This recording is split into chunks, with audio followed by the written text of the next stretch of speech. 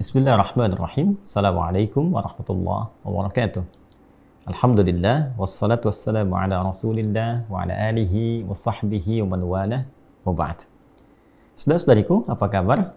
Alhamdulillah kita diberikan kesempatan oleh Allah Subhanahu wa Ta'ala untuk terhubung kembali melalui channel YouTube Adi Hidayat Official. Alhamdulillah saat ini telah memasuki hari ke-21 di bulan Sya'ban 1444 Hijrah dengan bergantinya Maghrib tadi. Sekalipun penanggalan Masehi masih tanggal 13 Maret 2023 Masehi. Alhamdulillah kami di sini telah menunaikan sholat Maghrib berjamaah beserta amalan sunnahnya. Tentu sesuai juga dengan tempat Anda berdomisili, boleh jadi ada yang menunaikan sholat Isya, bahkan mungkin di bagian timur ya, sudah 2 jam lebih dahulu, kemudian juga di tengah 1 jam lebih dahulu di wilayah Indonesia, dan yang dari luar Indonesia tentu lebih berbeda lagi, boleh jadi yang ada yang masih siang, masih asar, dan sesuai dengan waktunya masing-masing. Semoga di setiap tempat, setiap keadaan, setiap waktu kita senantiasa dilindungi oleh Allah Subhanahu wa Ta'ala dan diberikan kemampuan paripurna untuk menjaga iman dan menunaikan ibadah sesuai dengan kemampuan kita semua. Semoga ibadah kita diterima oleh Allah Subhanahu wa Ta'ala. Teman-teman, di hari ini kita akan mencoba belajar spesial persiapan materi-materi menjelang Ramadan. Seperti yang pernah kami sampaikan bahwa sebelum Ramadan kita akan mencoba sebaik mungkin mempelajari beberapa ketentuan terkait dengan ibadah Ramadan, sehingga pada saat nanti memasuki bulan suci mulia ini kita insya Allah sudah disibukkan dengan beribadah, program yang sudah tertata sesuai dengan ilmu yang telah kita pelajari. Kali ini insya Allah kita akan membahas beberapa doa yang sampai kepada kita melalui jalur para ulama dan termaktub dalam kitab hadis para ulama, dan tentunya saya dokumentasikan juga pada buku yang telah saya siapkan. Beberapa waktu yang lalu saya sampaikan ke teman-teman sekalian bahwa insya Allah Ramadan kali ini kita akan mencetak agak banyak untuk panduan puasa Ramadan. Ini saya siapkan buku makna ayat puasa yang telah kami tambahkan di awalnya beberapa petunjuk-petunjuk penting yang mengiringi persiapan Ramadan. Baik tentang mukadimahnya, nanti ada beberapa terkait rukun dan syarat pengetahuan dasar tentang puasa secara fikih yang sangat ringkas. Kemudian juga nanti ada persiapan-persiapan menjelang Ramadan, apa yang harus dilakukan, programnya bagaimana, sampai ada analisis yang saya kira cukup mendetail dari ayat paket Ramadan, ayat 183 sampai 187 di surah Al-Baqarah.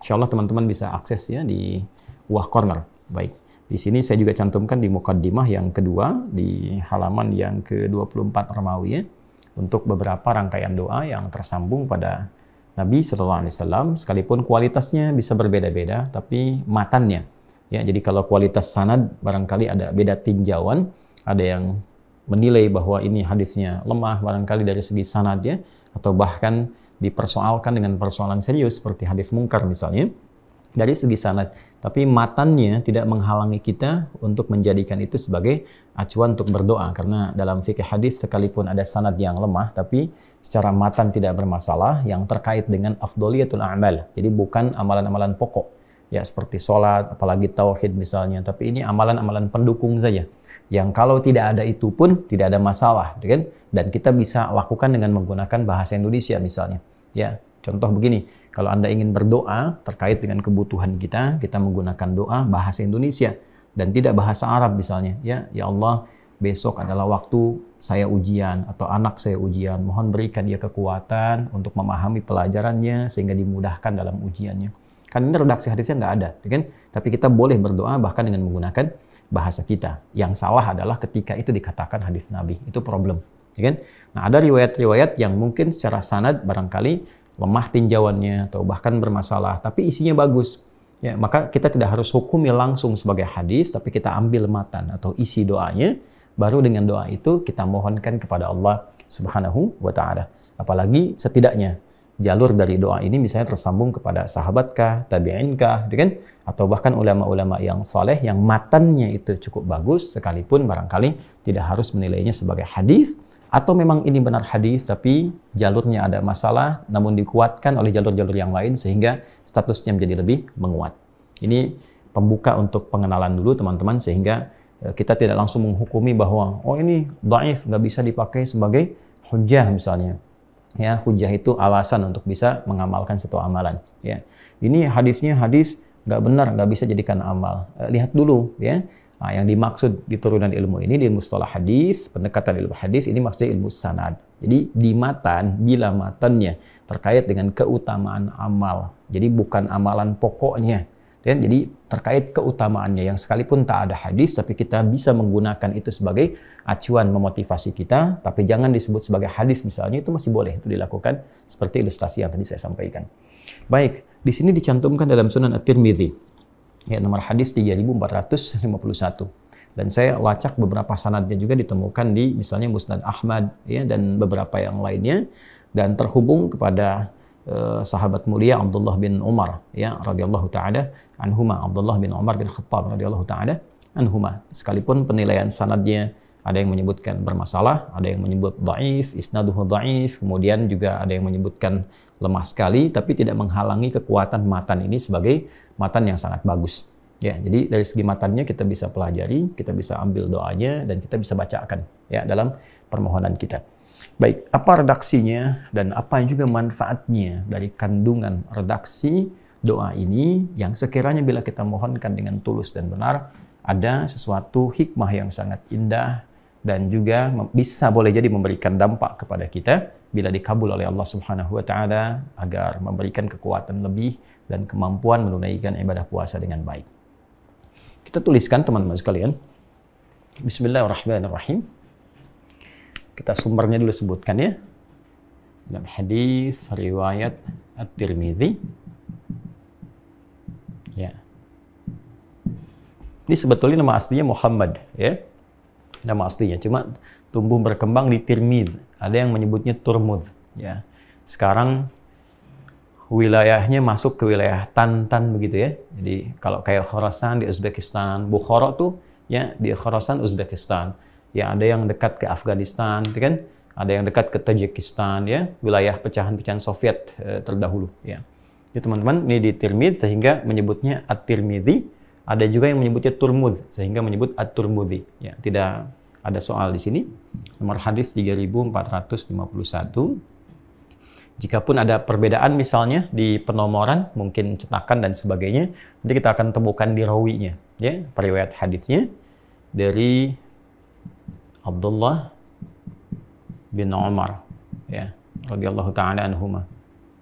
Nah, di beberapa versi nanti ada juga penguat di versi-versi riwayat yang lain. Kita bisa lacak nanti beberapa yang lainnya dan telah saya cantumkan di buku saya juga. Dan nanti kita sambungkan saja ke redaksi matannya atau informasi atau isi hadis yang disampaikan kepada kita. Bismillahirrahmanirrahim. Kita langsung tuliskan ini doanya. Allahumma ahillahu alaina bil yumni, kan, wal iman, kan, was salamati wal islam. Ya, baik. Kemudian, nah ini ada beberapa versi. Ini ada tambahan, saya berikan kurung. Beberapa riwayat menyebutkan wat taufiq. Wat taufiq lima tuhibbu wa tardahu. Ya, ini ada tambahan ini, beberapa riwayat lain. Kemudian ini ada satu riwayatnya Rabbi, di riwayat yang lain Rabbuna, kan, wa rabbukallah. Ya. Saya berikan harakat dulu, ya. Bismillah. Allahumma ahillahu alaina bil yumni wal iman was salamati wal islam. Ini tambahannya wat taufiq. Tanya dua, taufiqi lima tuhibbu wa tardahu. Rabbi atau Rabbuna wa Rabbukallahu. Nah, baik teman-teman, ini doa yang spesifik sampai kepada kita terkait dengan memohon kepada Allah saat di awal akan masuk kepada Ramadan. Saat mulai dilakukan ru'yat hilal, ya, penampakan hilal. Atau kalaupun menggunakan pendekatan hisab misalnya, bila diketahui misalnya secara hisab Ramadan akan tiba misalnya tanggal sekian, kan? Nah, kalau dalam konteks ini sekarang kalau kita tarik ke bulan Maret, hisabnya menunjukkan 23 Maret tuh, ya. 2023 Masehi itu sudah masuk satu Ramadan. Karena tanggal 22-nya ketika terjadi ijtima, kemudian masuk kepada maghrib, ya, ijtima itu konjungsi yang sering pernah saya bahas. Masuk ke maghrib itu posisi hilalnya sudah di atas 0 derajat dengan ketinggian kurang lebih 7 derajat 57 menit atau 8 derajat, itu sudah besar sekali. Ini menunjukkan besoknya sudah akan masuk bulan Ramadan, jadi malamnya sudah tarawih. Nah, kalau sudah tahu begitu, akan mendekat misalnya sehari sebelumnya, ya kan? Atau dalam fase ingin melihat secara langsung ru'yatul hilal, ya kan? Nah, maka menjelang untuk melakukan itu, ini kurang lebih doa yang disampaikan. Jadi ada doa-doa yang masih panjang yang sampai kepada kita sejak bulan Rajab misalnya, atau sekarang Sya'ban masih 10 hari ke depan. Ada doa yang viral yang sering kita sampaikan itu, Allahumma barik lana fi Rajab wa Sya'ban wa balighna Ramadan, kan? Ya Allah, berkahi kami di bulan Rajab yang lalu, ya, dan di bulan Sya'ban ini, dan mohon sampaikan kami ke bulan Ramadan, tentunya sesuai dengan ajal kita. Itu juga ada riwayatnya, ya, dalam riwayat Musnad Ahmad juga ada disebutkan, dan memang dari segi sanad hadis bermasalah, bahkan ada yang menyebutnya mungkar, karena di situ ada salah satu bernama Ziyad An-Numairi, masalah, gitu kan? Sanadnya bermasalah, tapi matannya masih bisa digunakan. Jadi paling objektifnya, gitu kan? Kalau paling kita ingin ambil yang paling nyamannya, ya, dan selamatnya, sekalipun status hadisnya itu mungkar dari segi sanad, maka jangan nilai sebagai hadis, itu paling aman, ya. Tapi ambil sebagai doa yang teriwayatkan sampai kepada kita, isinya yang diamalkan. Nah, itu yang paling selamat. Ini persepsi para ulama hadis yang sangat pakar di bidang yang memberikan contoh kepada kita. Jadi kalau doanya aman dari segi sanadnya, bagus tersambung ke Nabi, matanya bagus, itu nggak ada masalah. Bagaimana kalau statusnya misalnya secara sanad yang bermasalah? Ya, sanad itu orang yang meriwayatkan. Misal dari 10 orang, 1 bermasalah nih.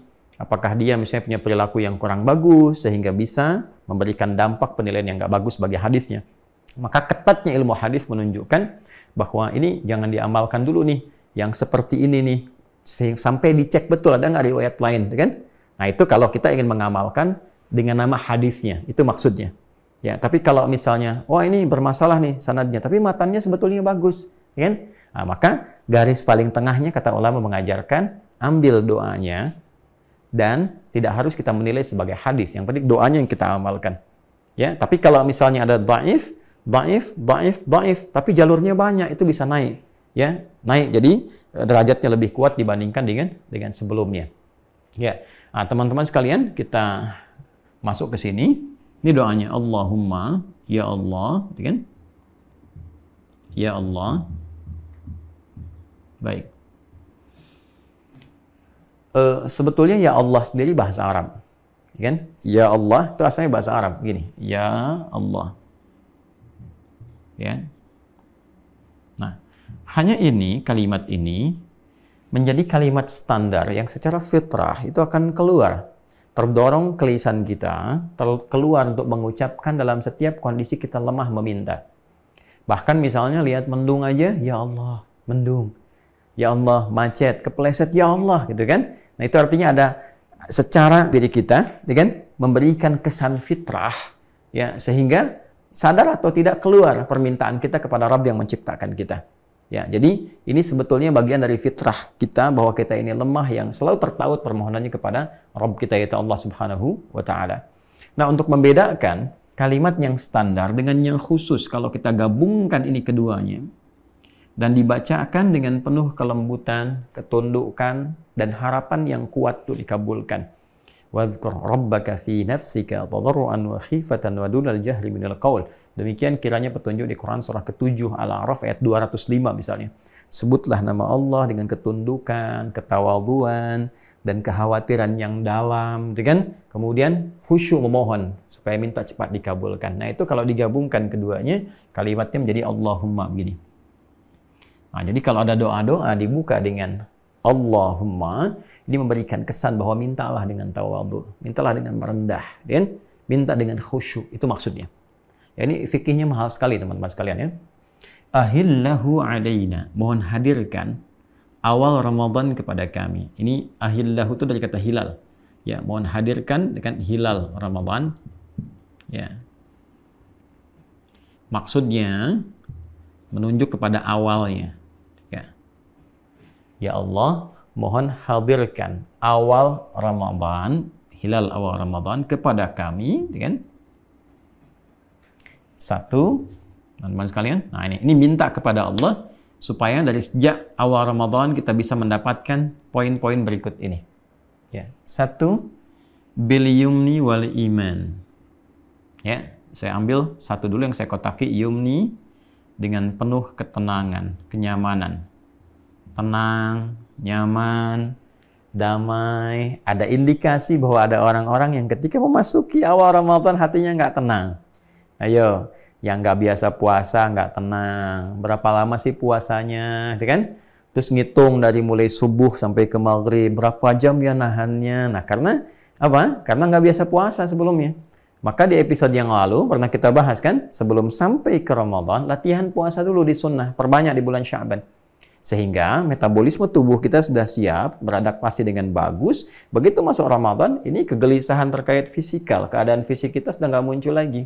Ya, ada yang merasa gelisah, nanti bagaimana sahurnya, bagaimana bukanya, kan? Ada lagi yang lebih klasik misalnya, waktunya beda nggak nih? Awal puasanya, itu kan, yang pakai hisab dengan yang pakai ru'yat dan sebagainya, bagaimana, ya? Maka sebelum tiba itu semua kita mohon pada Allah, ya Allah, kondisi apapun yang aku alami sebagai ujian berkehidupan, mohon ketika masuk kepada awal Ramadan, anugerahkan ketenangan, kedamaian, ketentraman. Dan ini mahal, sehingga kita bisa memulai tarawih dengan tenang, ya kan? Besoknya memulai puasa dengan tenang, dengan damai, sahurnya tenang, bukanya tenang. Ini mahal sekali teman-teman sekalian. Nah, maka ini bagian yang pertama yang kita mohon pada Allah untuk dihadirkan. Yang kedua, wal iman, dan kekuatan iman. Ini poin yang sangat penting. Ya kan? Karena ini dasar dari panggilan puasa. Dibukanya dengan kata iman. Ya ayyuhalladzina amanu. Hei semua orang yang beriman. Dan awal puasa itu anugerah dari Allah yang memberikan instalasi iman kuat dalam diri kita sebagai anugerah untuk menyambut awal Ramadan. Makanya nanti setiap awal Ramadan itu semangat orang-orang tuh. Yang jarang ke masjid, yang jarang baca Quran, kan? Nah, tapi boleh jadi itu tidak konsisten nanti ketika Allah berikan nggak terjaga dengan baik sampai akhirnya. Sehingga saya sering bercanda mengatakan seringkali terjadi kemajuan tuh. Ya, di awal Ramadan bagus, pertengahan mulai maju safnya. Akhir-akhir tinggal satu saf gitu kan. Nah, maka minta kepada Allah Subhanahu wa taala diberikan kekuatan iman sampai akhirnya. Ya. Dan ada poin yang kedua yang paling penting juga, diberikan kekuatan iman untuk menunaikan semua ibadahnya. Ya, contoh puasanya misalnya. Kan yang dinilai itu imannya sebelum kita memulai. Karena itu Nabi mengatakan man shoma ramadhana imanan, iman dulu tuh. Ya. Apa yang dimaksud iman itu? Keyakinan menunaikan ibadah itu karena Allah, untuk menaati Allah, karena perintah Allah. Kan panggilannya langsung kan, ya ayyuhalladzina amanu, hei semua orang beriman, ini perintah Allah. Kutiba alaikumusiyam, diwajibkan untukmu berpuasa. Itu kan bentuk pasif kan, kutiba alaikum itu asalnya kataballahu alaikum, ya kan? Dijadikan pasif ya, karena orang beriman tuh nggak harus tanya lagi siapa yang mewajibkan. Sudah tahu karena tertanam dalam imannya. Sudah tahu tuh pasti Allah. Karena itu orang-orang yang kuat imannya ketika dipanggil ya ayyuhalladzina amanu, dia akan senang menunaikan ibadah itu karena tahu yang manggil Allah. Ya. Nah, karena itu ketika ada panggilan untuk menunaikan ibadah, maka secara tidak langsung untuk konfirmasi iman kita untuk mengabdi kepada Allah, tunduk, patuh, ya. Nah, sekarang poinnya, kenapa setiap ibadah seringkali menghadirkan kata iman? Salat, alladzina yu'minuna bil ghaib wa yuqimunas shalah. Iman dulu. Puasa, ya ayyuhalladzina amanu, kutiba alaikumusiyam. Karena pada hakikatnya nggak mungkin kita ibadah kalau nggak Allah perintahkan. Kita sujud tuh karena perintah Allah. Kita puasa karena perintah Allah. Jadi sesungguhnya saat beribadah, kita sedang mematuhi Allah. Kita sedang membuktikan kebertuhanan kita kepada Allah. Itu yang dimaksud Quran surah ke-20 Thaha di ayat ke-14. Innani anallahu la ilaha illa ana fa'budni. Kan? Akulah Allah, kata Allah. Nggak ada Tuhan selain aku yang layak dipertuhankan dan disembah. Fa'budni, maka sembah aku. Maka ketika kita mengatakan la ilaha illallah, konsekuensinya menyembah Allah. Jelas ya? Maka ketika kita menunaikan puasa, sejatinya bukan karena menunaikan itu Ramadannya tiba. Bukan karena orang lain puasa, saya puasa. Orang lain tarawih, saya tarawih. Bukan. Karena Allah perintahkan. Itu hakikatnya. Hanya untuk menghadirkan itu nggak mudah. Ya? Kadang-kadang ada orang puasa. Kenapa puasa? Karena si fulan puasa. Kenapa tarawih? Ya, si fulan juga tarawih. Masa dia aja yang bisa? Saya juga bisa. Kan?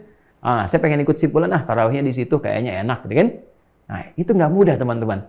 Maka ketika seseorang meniatkan ibadahnya karena motivasi tertentu di luar ketundukannya kepada Allah, maka yang dia dapatkan sesuai dengan motivasinya. Dia pengen dekat temannya, dapatlah teman. Ya, ada yang tarawihnya mencari-cari peluang, dapat jodoh misalnya, kan? Ya boleh jadi dapat jodohnya, tapi pahalanya belum tentu. Karena pahala diikat dengan ini. Dan Ramadan bukan hanya pahala, bonusnya ampunan dari semua dosa. Ghufira lahu ma taqaddama min dzambi. Kapan itu diturunkan? Ketika semua motivasi ibadah kita tujuannya satu, hanya untuk mengagungkan Allah Subhanahu wa taala. Maka kita mohon kepada Allah supaya konsisten awal sampai akhir puasa. Allah menjaga kita agar bening hati, lurus tujuan. Semua kita kerjakan karena Allah. Saya tunduk, patuh, cari bekal yang mulia, merubah kepribadian jadi lebih elok. Saya puasa ingin menundukkan nafsu supaya takwanya muncul. Sejak awal berikan ketenangan, berikan kekuatan iman. Ya, ada orang yang tenang, imannya sudah bagus, semangat, tapi tiba-tiba sakit misalnya, kan? Maka kita mohon kepada Allah supaya diselamatkan dari berbagai macam hal-hal yang mengganggu kita untuk khusyuk ibadah. Apakah itu musibah di jalan yang menghambat kita untuk khusyuk menunaikan ibadah, sholat tepat waktu, ada macet yang berlebihan, atau tiba-tiba sakit dan sebagainya, maka kita minta sebelum tiba puasa. Mohon kepada Allah ini sifatnya bukan permohonan-permohonan pribadi, ya, sifatnya tidak personal, tapi di sini ada unsur komunalnya, ada unsur kebersamaannya. Jadi kalau saya misalnya bermohon, saya bukan untuk diri saya, sertakan juga di situ keluarga, istri, anak-anak, kan, ibu tercinta, kan, saudara-saudari dan sebagainya. Anda juga demikian, mintakan seperti itu, ya. Nah ini maka dijaga. Maka ayah ketika membawa harta untuk buka, untuk sahur yang dimasak oleh ibu, hati-hati, pastikan halal. Sehingga anak-anak juga mendapatkan pasokan yang halal. Karena begini, harta yang halal itu nanti dibawa ke rumah, diolah oleh istri misalnya. Jadi masakan. Lalu dimakan oleh anak-anak. Baik kan? Keluarga makan itu semua. Kalau dia halal, maka proses metabolisme itu tidak hanya mengolah makanan jadi energi. Tapi dia akan bernilai positif yang menggerakkan semua bagian tubuh untuk ringan beribadah. Sholatnya ringan, baca Qurannya ringan, zikirnya ringan. Karena itu ada pendekatan dari para ulama yang menyampaikan kepada kita jika ada kemalasan dalam menunaikan ibadah. Spesifik misalnya sholat, ya kan? Ya, atau misalnya sulit untuk berinteraksi dengan Al-Quran, coba dicek. Salah satu unsurnya coba cek, ada nggak harta yang salah yang masuk nih? Ya? Ada nggak yang haram yang masuk? Atau misalnya dipastikan bagus nih, tapi fisiknya nggak selamat dari perbuatan maksiat. Baru nonton yang salah, dengar yang salah, dan sebagainya. Maka biasanya dipakai ibadah agak susah. Sehingga puasanya jadi formalitas aja. Tahan lapar, tahan haus, puasa sekedarnya gitu kan. Sholat sekedarnya aja. Tidak peduli terhadap khusyuk tidaknya. Yang penting formalitas dijalani misalnya. Ya secara rukun mungkin tertunaikan. Tapi nanti akan masuk pada golongan yang disebutkan Nabi. Rubba sha'imin laisa lahu min siyamihi illal ju' wal 'atash. Ya, atau rubba qa'imin laisa lahu min qiyamihi illa as-sahar. Ada orang-orang yang kata Nabi SAW bermakna atau kama qala Rasulullah SAW, ada orang-orang yang saat berpuasa itu tidak mendapati apapun dari puasanya, pahala juga tidak, gitu kan, kemuliaan tidak merubah perilaku, tapi dia hanya menahan lapar dan haus saja. Pun demikian, ada yang bangun malam, dia ikut tarawih, gitu kan, tapi tidak mendapat apapun dari tarawihnya, tidak merubah keadaan dia, tidak membuat lebih tenang, tidak menjadikan perilaku lebih baik, gitu kan? Tidak menghadirkan ampunan, hanya dia lelah begadang saja. menghabiskan malam dengan berdiri, ya takbir sampai salam. Maka kita minta kepada Allah dijaga, diselamatkan. Wal Islam.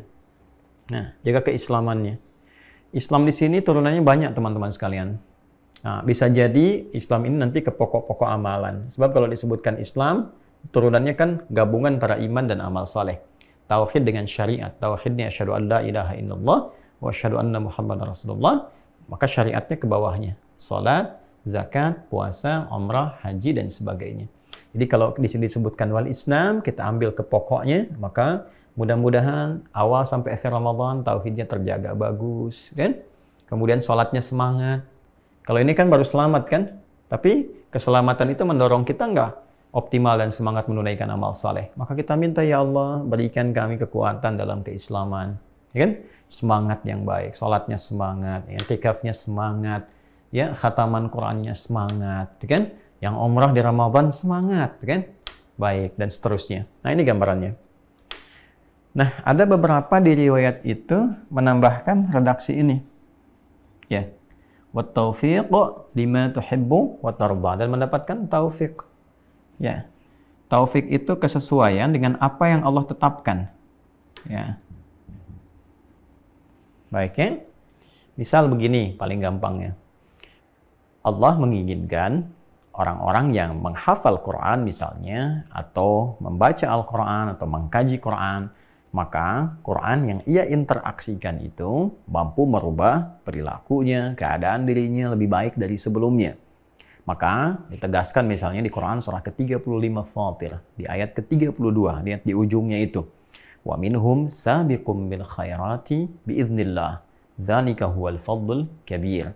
Maka di antara orang-orang yang ahli Quran, diberikan oleh Allah kemampuan untuk mendekat kepada Al-Quran itu, dinilai dia berhasil dengan kedekatannya, belajarnya, membacanya, menghafalkannya, ketika Quran yang ia interaksikan itu mampu merubah ia menjadi lebih baik, perilakunya lebih mulia. Nah, orang-orang yang mendapatkan taufik dari Allah Subhanahu wa Ta'ala sesuai dengan apa yang Allah inginkan, maka capaian akhirnya seperti yang Allah tetapkan. Dia membaca Quran, Quran yang ia baca merubah diri lebih baik. Dia menghafal Quran, Quran yang dia hafalkan merubah perilakunya lebih mulia. Itu yang dimaksud dengan taufik. Mengantarkan kita pada kesesuaian yang telah Allah tetapkan. Maka seseorang yang mendapatkan taufik pada apa yang Allah cintai dan Allah ridhai terkait dengan puasa ini, akan lebih mudah ia mendapatkan capaian yang Allah tetapkan di balik ibadah puasa, yaitu taqwa. La'allakum tattaqun, kan? Nah, ini poinnya. Semua orang yang puasa, yang beriman, yang diundang oleh Allah dengan kalimat ya ayyuhalladzina amanu, dan diperintahkan menunaikan puasa, kutiba alaikumussyam, maka tujuan akhirnya adalah ini. Kama kutiba 'alal ladzina min qablikum la'allakum tattaqun. Ini poin, tujuan akhirnya. Supaya kalian, kata Allah, meningkat takwanya. Jadi, yang diharapkan dari puasa itu, dari capaian yang Allah cintai, Allah ridhai, adalah mampu mentransformasikan, merubah pelaku puasa menjadi pribadi yang meningkat takwanya. Lebih baik lagi. Lisannya lebih baik karena lisannya semakin bertakwa. Pandangannya lebih baik karena pandangannya semakin bertakwa. Orang-orang yang mendapatkan taufik dari Allah, maka ia akan menjalani puasa sebagai latihan, menjadikan perilaku hidupnya lebih baik dari sebelumnya. Karena itulah redaksi hadisnya berbunyi dari Nabi SAW, man shama ramadhana imanan wahtisaban. Selain menunaikan karena Allah imanan, juga wahtisaban, dia mengevaluasi dirinya, menghitung segala yang Allah tetapkan. Bukan hanya hitungan pahala saja, tapi juga menghitung evaluasi diri dari dosa-dosa yang pernah ia lakukan. Dari dosa memandang, dosa mendengar, dosa bertutur, sampai ke ujung kakinya. Maka dia bermohon dari sejak awal akan menghadapi Ramadan, minta taufik Allah supaya dibimbing pada hasil yang Allah kehendaki, pada hasil yang Allah cintai, yang Allah ridhai. Jadi kalau kita ibadah, Allah cinta ibadah kita, dan dengan kecintaan dari Allah itu merubah ibadah kita menjadi pribadi yang lebih baik. Karena itu hasilnya apa? Hasilnya orang-orang yang puasanya benar, mendapat taufik Allah, maka gabungan ini akan lahir ketika dia selesai menunaikan puasa. Lisannya akan bicara dengan imannya, pertanda takwanya telah meningkat. Ya ayyuhalladzina amanu la yaskhar qaumin qaum. Hei orang-orang yang beriman, jangan gunakan lisanmu untuk mencela. Maka lisan orang beriman yang berubah menjadi baik, dia akan menghindari celaan. La yaghtab ba'dukum ba'dha. Dia tidak bergosip, tidak berbicara yang kotor, yang buruk. Intinya, dia tinggalkan yang salah, beralih kepada yang saleh. Man kana yu'minu billahi wal yawmil akhir falyaqul khaira aw liyasmut. Siapa yang merasa beriman pada Allah dan hari akhir, dia akan mencoba menata lisannya berbicara yang baik, kalau tak mampu diam. Demikian di pandangan sampai ke ujung kakinya. Baru kemudian diakhiri dengan Rabbi atau Rabbuna dalam bentuk jama' wa rabbukallah. Dengan sungguh kita meyakini segenap jiwa kita memusatkan di segenap pikiran kita bahwa semua ketentuan yang ditetapkan kepada kita, aturan-aturan yang diberikan kepada kita dalam menunaikan puasa itu adalah demi menaati Tuhan kita yang merawat kita. Jadi semua bentuk ibadah ini hakikatnya untuk merawat kita menjadi lebih baik. Allah nggak butuh dengan sholat kita. Allah nggak butuh dengan ruku sujud kita. Allah nggak butuh dengan puasa kita. Justru kita yang butuh dengan amalan itu untuk membuktikan satu kebertuhanan kita kepada Allah. Kita ini hamba Allah, itu Tuhan. Maka bagaimana membuktikan itu? Dengan ibadah. Taati perintahnya. Jauhi larangannya, itulah hamba. Kan? Dan yang kedua, dampak dari ibadah itu membuat kita lebih baik. Karena itu Allah wajibkan. Dengan wajib itu, kita mampu mendapatkan anugerah dari hasil ibadah itu menjadi pribadi yang baik. Karena Allah sayang dengan kita. Kalau nggak sayang, akan dibiarkan aja. Ya terserah kamu. Kan? Tapi karena Allah sayang, dibuat wajib itu, diberikan kita, dipaksa mengerjakan itu, kembalinya supaya kita lebih baik. Kembali kepada kita lagi. Kayak orang tua mewajibkan anaknya, kamu sekolah ya. Harapannya kan supaya jadi baik. Jadi pintar, jadi bagus. Kan? Kamu makan begini ya, kamu jalan begini, berkata yang bagus. Orang tua jaga betul. Bahkan saat anaknya berkata yang kurang baik, langsung ditegur. Kenapa? Karena ingin anaknya baik. Jadi orang tua saja yang sayang demikian, apalagi Allah yang Rahman dan Rahim. Ya, karena itu disebut Rabb, yang merawat, memberikan kebutuhan, menyayangi, memaafkan kalau salah. Maka kita katakan Rabbuna. Teman-teman semuanya, saya, Anda, kita. Dengan Allah yang merawat kita, menyayangi kita. Ya? Dan Tuhan Anda semuanya adalah Allah. Jadi pada akhirnya kita mengembalikan semua harapan-harapan ini kepada Allah Subhanahu wa Ta'ala. Nah ini teman-teman sekalian, di antara doa-doa yang cukup bagus, kita bisa mohonkan menjelang Ramadan, selain doa-doa viral yang lainnya, yang tentunya kita bisa urutkan dari dua hal. Baik itu dari sudut pandang sanadnya misalnya, atau matannya. Sekali lagi saya berikan penjelasan supaya bisa lebih meyakinkan kita untuk memohon dengan apa yang sekiranya memiliki nilai-nilai riwayat yang bagus untuk kita amalkan. Sanad itu adalah transmisi periwayatan, bicara tentang orang yang meriwayatkannya.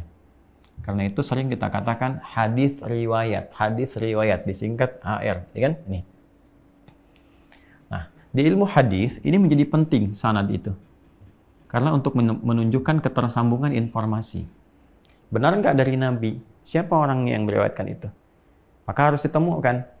Misalnya, di sini orang ke-10 generasinya diurutkan 10, 9, 8, 7, terus sampai ke sumber primernya mendapatkan dari Rasulullah SAW. Ya?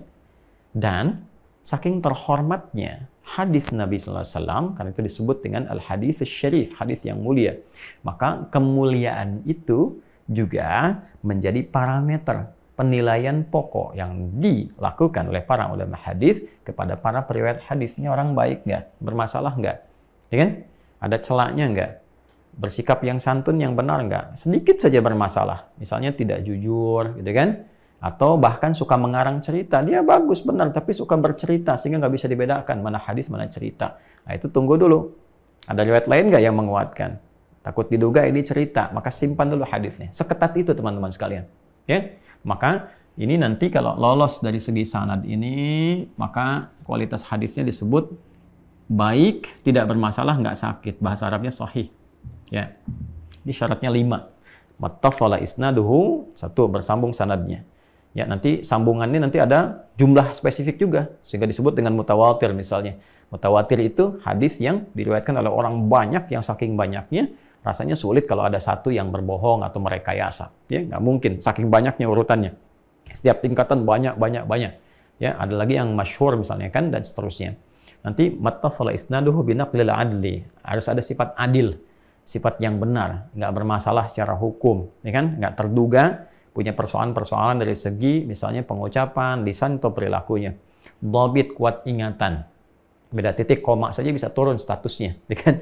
Beda sekarang bicara A, besok bicara B, atau 5 menit kemudian dia meralat, bisa berubah tuh. Dari sahih bisa di hasan, ya. Imam At-Tirmidzi itu membuat kualifikasi sampai turun dari sahih ke hasan, ya kan? Kemudian anil adlid dhabiti mattasala isnaduhu binaqlil adlid dhabiti anil adlid dhabiti min ghairi syudzuzin wala illatin qadihah, ya, tanpa adanya celah-celah, baik secara celah-celah yang perilaku sifatnya atau pemikiran-pemikiran yang menyimpang sehingga memengaruhi kualitas hadisnya. Maka ini yang pertama teman-teman, ini setiap orangnya nih digali nih. Untuk menghormati, memuliakan Nabi SAW, maka setiap orang ini harus ditelusuri nih. Maka nanti ada ilmunya sendiri, ada jarh wa ta'dil namanya, ya, dan kitabnya banyak sekali. Nah, yang kedua baru isinya, informasinya. Ini matan, isinya bagaimana informasinya. Ini pun nanti ada ilmunya lagi. Bertentangan nggak dengan hadis sahih yang lainnya? Yang paling pokok, bertentangan nggak dengan isi Al-Quran? Kan? Ininya kayak benar nih, tapi ini bermasalah misalnya. Maka juga ini jadi persoalan. Ya kan? Misalnya ininya ada bermasalah, tapi ininya benar nih. Maka nanti ada kebijakan dalam hal apa dia menyampaikan. Jadi ini nggak boleh bertentangan dengan isi Al-Quran, isi hadis, dan nanti diberikan klasifikasi oleh para ulama. Apakah ini informasinya terkait dengan amalan pokok, bab-bab pokok dalam agama. Seperti bab tauhid, kan? Nah, ibadah yang pokok, seperti sholat misalnya, dan turunan yang lainnya. Maka dipastikan ini mesti dua-duanya terpenuhi sahih benar. Jadi dari yang sanadnya juga pas, bagus, sampai ke nabinya, kemudian isinya juga harus sempurna. Nggak boleh ada sesuatu yang menyimpang dan sebagainya. Baru diterima di amalan pokok. Di luar ini, ada namanya afdaliyatul a'mal. Atau fadilatul a'mal. Fadilatul a'mal. Kita bikin jama' aja. Ya. Keutamaan yang mendukung amalan. Dia bukan bercerita tentang amalan pokok, bukan pokoknya, tapi kegiatan yang mendukung amalan pokok. Contohnya apa? Doa supaya dikuatkan sholat, misalnya kan? Doa supaya dikuatkan puasa, dan seterusnya. Ya, puasanya yang pokok, tapi doanya supaya minta dikuatkan, itu bukan amalan pokoknya, tapi amalan pendukung kepada yang utama, fadilatul amal namanya. Jelas ya? Maka dalam fadilatul amal ini, kalau kita menemukan sanadnya bagus, batannya bagus, maka itu ideal. Top, ya, TOP, BGT, top banget gitu. Itu yang kualitas paling bagus. Tapi kalau misalnya menemukan ini sanadnya bermasalah nih, ya, maka statusnya secara sanad hadisnya dhaif nih, dhaif itu lemah, turun status dari yang sini. Jangan langsung divonis, oh ini nggak bisa diamalkan, tidak. Cek dulu ini bermasalah nggak isinya. Ya, kalau isinya nggak bermasalah, bagus. Bahkan kalaupun nggak pakai bahasa Arab, pakai bahasa Indonesia pun nggak ada masalahnya kita minta, gitu kan? Nggak ada hadis pun nggak ada masalah kita nilai ini sebagai doa, maka boleh diamalkan. Ya, tingkatan paling tingginya kata para ulama bahwa sekalipun ini misalnya taruhlah matruk atau mungkar atau bahkan maudhu sekalipun, maka jangan dianggap hadis. Doanya boleh dipakai tapi jangan dinilai sebagai hadis. Tapi kalau masih misalnya dhaif nih, nggak sampai derajat yang parah 3M. 3M itu mungkar, matruk, maudhu', ya kan? Diingkari, ditinggalkan, hadis palsu. Maka kalau tidak sampai derajat yang semacam itu, dhaif, bahkan riwayatnya banyak, bisa saling menguatkan. Maka masih bisa disebut sebagai hadis. Ini hadis tapi keutamaan amalan. Lalu diamalkanlah kemudian doanya. Nanti banyak sekali hal-hal yang demikian. Seperti Allahumma, misalnya barik lana fi Rajab wa Sya'ban wa balighna Ramadan. Secara sanad bermasalah, tapi matannya bagus. Maka boleh kita berdoa dengan matannya. Jelas ya? Ini pun sama teman-teman sekalian. Jadi ini isinya sangat bagus sekali dan sangat luar biasa dan sangat viral juga doa-doa ini. Maka silahkan kita bisa perbanyak. Dari sekarang boleh minta, nanti puncaknya sampai kita akan menjelang mendapati awal Ramadan, baik dalam proses ru'yatul hilal ataupun juga dari data hisab yang bisa kita ketahui menjelang kepada awal Ramadan. Jadi ini doa yang bisa kita share di kesempatan kali ini, teman-teman sekalian. Dan saya sekali lagi telah cantumkan juga di buku Ma'an Ayat Puasa. Teman-teman bisa akses ini di bawah cornernya. Silahkan, ini saya kira bekal yang sangat bagus untuk teman-teman dapati menjelang Ramadan supaya belajar, dan di Ramadan bisa dibaca, digali untuk bisa mendalami, mentadaburi ayat-ayat terkait dengan Ramadan dan keutamaan-keutamaan yang bisa dikaji tentunya. Saya cetak terbatas teman-teman, mudah-mudahan bisa mencukupi dari apa yang teman-teman bisa akses. Itu satu.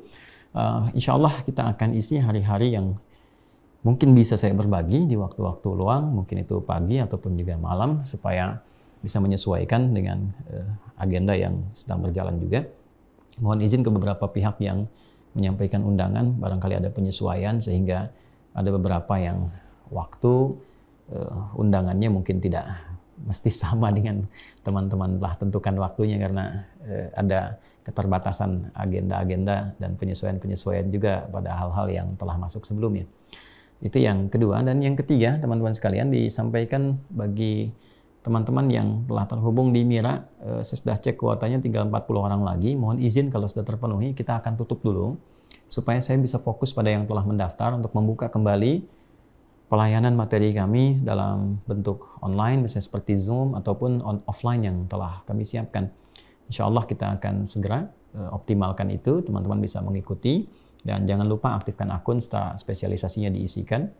Lalu untuk teman-teman yang tetap ingin juga mengikuti kegiatan secara offline, insya Allah selain jadwal-jadwal ceramah, kita menyiapkan juga pasca Ramadan teman-teman sekalian di pesantren yang sedang kita optimalkan, kita speed up untuk kita bangun.